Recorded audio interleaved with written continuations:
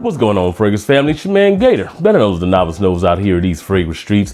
Man, look, just getting off from work and decided to drop in, man, and talk about a fragrance that I've been kind of sitting on for a minute, man. And I had a chance to actually wear it today to the office, and it reminded me that I had not reviewed the fragrance, even though I had been sitting on it for a minute. Now, the fragrance that we're talking about here, and you may have seen a little buzz about it recently pop up. This is Zenith Tobacco here from French Avenue. Let me see if I can get a good shot of the bottle here.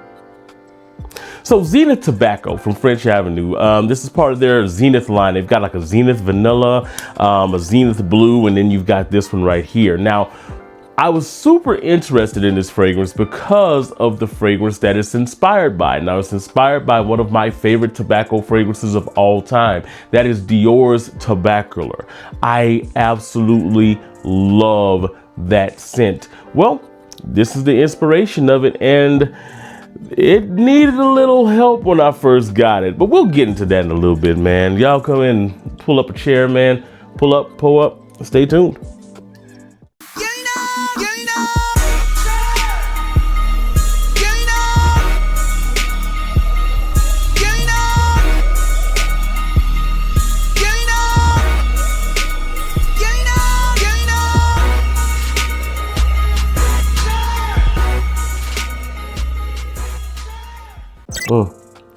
Now, again, the fragrance we're talking about today comes from French Avenue, man. This is Zenith Tobacco. Now, this one was a little bit weird to me, and I'm going to tell you why. Now, I did tell, look, it won't even focus right now, right? Look at that. Boom. There we go. Anyway, before I do anything else, let me go ahead and get a good spray of this so y'all can see the atomizer. Decent. Of course, French Avenue, always gonna be decent. Now let me get into the note breakdown on this. So the top notes are chocolate and mandarin. The middle notes are honey, caramel, patchouli. And the base notes on this thing are Toulouse balsam, tonka, and moss. Now, let me tell you a little bit about the original fragrance and why this one threw me for a loop when I first got it.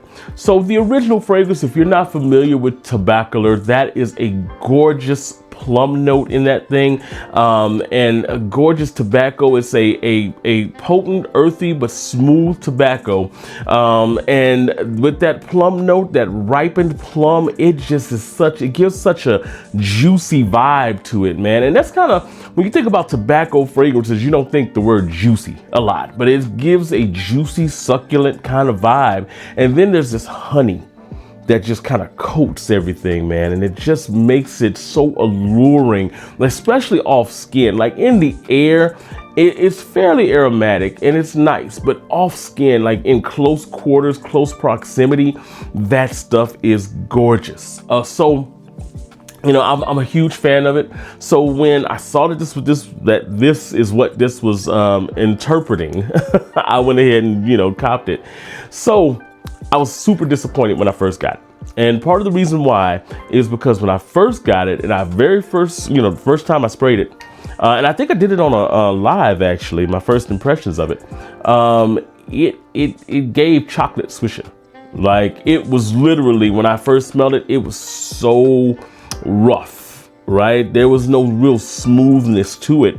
And then on top of that, not only was it like real kind of screechy, that chocolate was in there, and I found no plum. It really did smell like you took a chocolate swisher before you gutted it, you know, stuff it with your favorite whatever, and you cut it, and then you smell the fillings of it. That's exactly what it smelled like. And not that there was a bad smell, but it was off-putting because I was expecting something more, especially when you're dealing with French Avenue in the way that they do fragrances. So this was one fragrance, and this is odd for French Avenue fragrances. Usually French Avenue fragrances, when you first open them up out the box, they're good to go.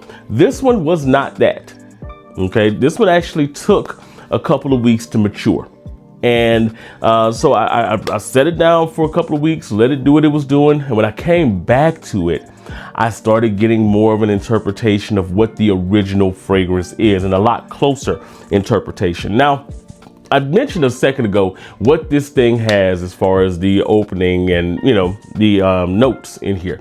There is no plum in this fragrance, and the way it opens up when you first spray it, you can tell there is no plum in this fragrance. You do get that citrus that you have at the top here, and it's not like a very like tart kind of citrus. It's actually kind of smooth, and what it does is it keeps it from being like a complete diversion from the opening of Tobacolor, but at the same time, it's not the same. The ripeness, the juiciness is not there in here. What you're getting in here is something that kind of opens up a little brighter than what Tobacolor actually opens up. And on top of that, it's more of a muted fruitiness from the top. So you're getting a lot more tobacco vibe in here than you're getting that plum that kind of transitions and helps to, you know, bring in the tobacco. So that's what you get from the opening in here. And that first half hour or so, up to an hour, that's what you're getting. After that, something weird happens. So at about that hour mark, you start picking up plum. Like, and I don't know, I'm not sure if it's actual plum, but it comes across as kind of this plum-like fruitiness. And I'm pretty sure what is happening here is just an amalgamation of that Toulouse balsam, kind of mixing up with that patchouli in here, and then kind of taking some of the citric notes and just kind of forming something that kind of gives off this ghost plum note. But it is there in the background. Now, it's more in the foreground in the original, which is why, again, like, I love that fragrance so, along with that plum and honey. It's gorgeous. In here, it's more of a background player, but it is there. You start picking up a little bit of this ghost plum note in here. And it really kind of brings this one to a point to where in that second and third hour of the fragrances, in the air, they smell really, really similar, with the exception that the original is definitely more potent. It is definitely projecting more at that second, third hour mark. So this one does come across a little bit softer on skin after that first hour. When you first spray it on, it is pushing. It is projecting like hell. For that first half hour or so. And then it really kind of shrinks into being like a nice little 1 to 2 foot scent bubble around you, which is perfect for a fragrance like this. But like I said, as you get into that hour or so, you're getting that ghost plum in the back, but you're also beginning to get this really like underlaying sweetness here, and I think that's coming from the tonka in here. As you get further into the dry down, somewhere in that third, fourth hour in here, what this becomes basically is a tonka fragrance here with a little bit of patchouli, a little bit of moss that are kind of, you know, kind of chasing echoes in the background here. But you're getting mostly a tonka fragrance with a little bit of a honeyed aspect to it. And what I mean by that is it's a tonka, but it's kind of smoothed out with this underlying, like, not tonka sweetness that's going on here. And it comes across to where you, every once in a while, you get like a fruity pop or something in the background, but nothing like overwhelming. I would say that this I should say, this one lasts probably around 7 hours here, at least from what I've been getting when I've worn it, which is a little bit less than what you're getting from the Tobacolor, which I get somewhere in that range of about 8 to 9 hours with that one. Now, this one drinks into a skin scent a lot faster than that original does. So, I mean, you're looking at skin scent on this one probably in the range of about 3 hours, okay? But you do kind of form a nice little scent bubble, and you do have a decent sillage for at least 4 or 5 hours into the wearing here. And if you put this on clothes, it's gonna last. It's gonna continue to pump off of your clothes until you wash them. It's that kind of fragrance here. Overall, overall, I really enjoy this a lot. This is a perfect fragrance for the fall, perfect fragrance for the winter as well here. And I think you could get away with this in the spring. I don't see you getting away with this in the warm weather, but hey, winter and fall and winter, I should say, are right around the corner here. So is it Tobacolor?